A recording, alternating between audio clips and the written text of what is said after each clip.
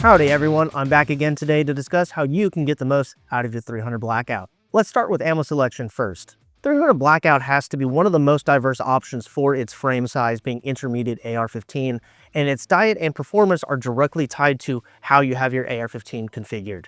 Bullet weights range from light for diameter class 90 grain pills all the way up to 220 grains.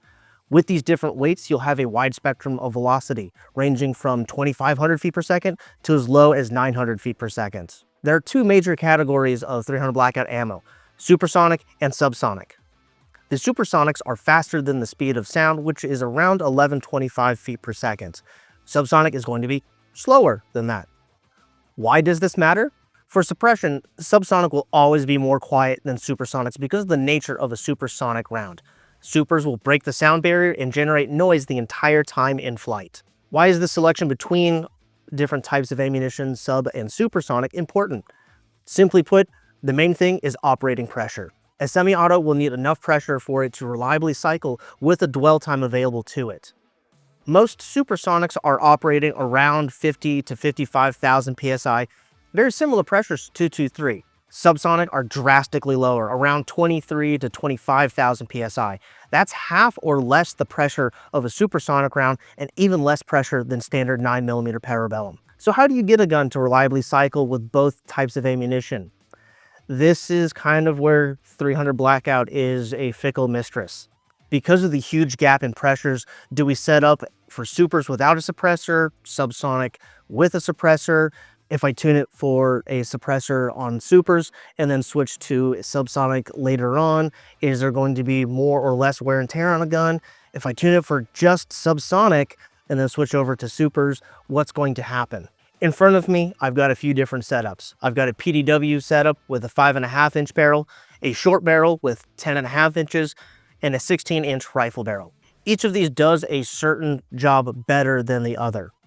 The PDW upper is ideal for getting the gun as short as possible while still retaining reliability.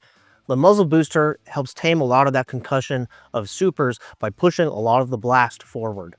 Here's the downside of these super short upper receivers.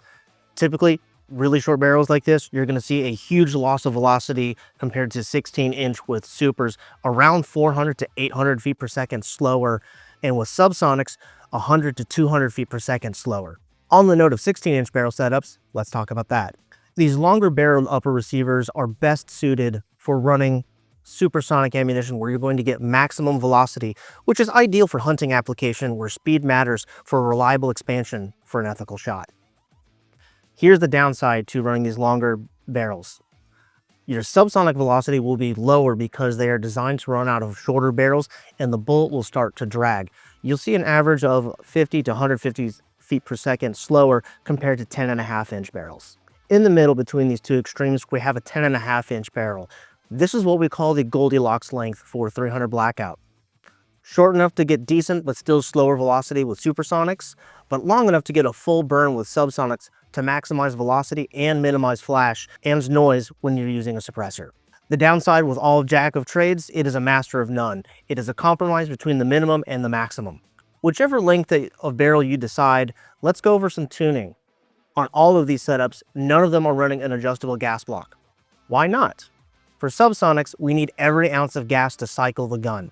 And with adjustable gas blocks, you have extra space in there to accommodate for higher pressure systems. To help manage the increased recoil from supersonics over subsonics, we recommend swapping out the buffer weight and the springs. You will need to play around with it. On my 10.5 I have here, I'm using the Springco White Hot increased power buffer and a standard H buffer, the lightest of the buffer weights available.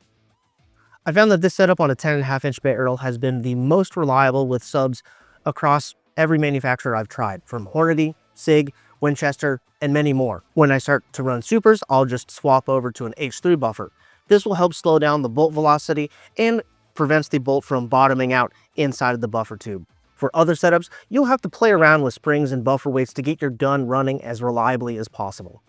Lastly, suppressor choice. For ideal reliability, we're going to recommend a traditional full-length baffled suppressor. This is not only for sound quality reasons, but mainly for having increased back pressure when you're running subsonic ammunition. If you have a flow-through or low back pressure suppressor, you may need to tweak the setup to accommodate that lower back pressure for subsonics. Another concern for flow-through suppressors, cleaning. 300 Blkout subsonics use a filler, and not all of them burn completely. With a flow-through style suppressor, they will get dirtier faster than normal and will need a more accelerated cleaning schedule. Thanks for tuning in on this video. If you want to see more, let us know in the comments below. Be sure to leave us a like and a follow if you want to see more. Until next time, have a great day.